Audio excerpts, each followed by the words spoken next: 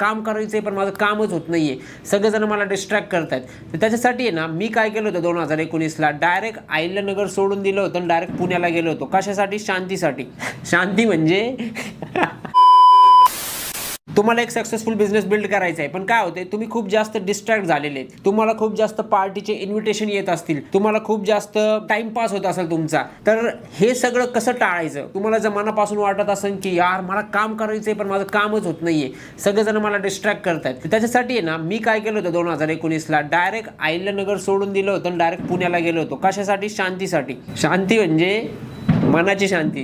गेलो डायरेक्ट कॉन्सन्ट्रेशननी सकाळपासून संध्याकाळपर्यंत फक्त काम काम काम. सगळे फ्रेंड्स कट करून टाकले होते. म्हणजे लिटरली मी फोकस करत होतो फक्त बिझनेसवरून. त्याच्यामुळेच मी हा बिझनेस बिल्ड करू शकलो. जर मी सगळ्यांना रिप्लाय मेसेज हे ते करत बसलो असतो तर जिंदगी बर्बाद झाली असती. तुम्हाला जर सक्सेसफुल बिझनेस बिल्ड करायचा असेल ना, तर 2-4 जणांची अशी टीम बनवा जे फुल पॅशनेट आहे आणि त्यांच्यासोबत डायरेक्ट एका ठिकाणी तुम्ही राहा, तिथं सगळं बिल्ड करा, सगळे डिस्ट्रॅक्शन कट करून टाका. आणि जर तुम्हाला इन्व्हिटेशन येत असतील, पार्टीला चल, इकडं चल, तिकडं चल, आपण हे करू ते करू, तुम्हाला नाही म्हणायची हिंमत होत नसेल तर त्यांना सांगा माझे गोल्स आहेत आणि मला सक्सेसफुल व्हायचे.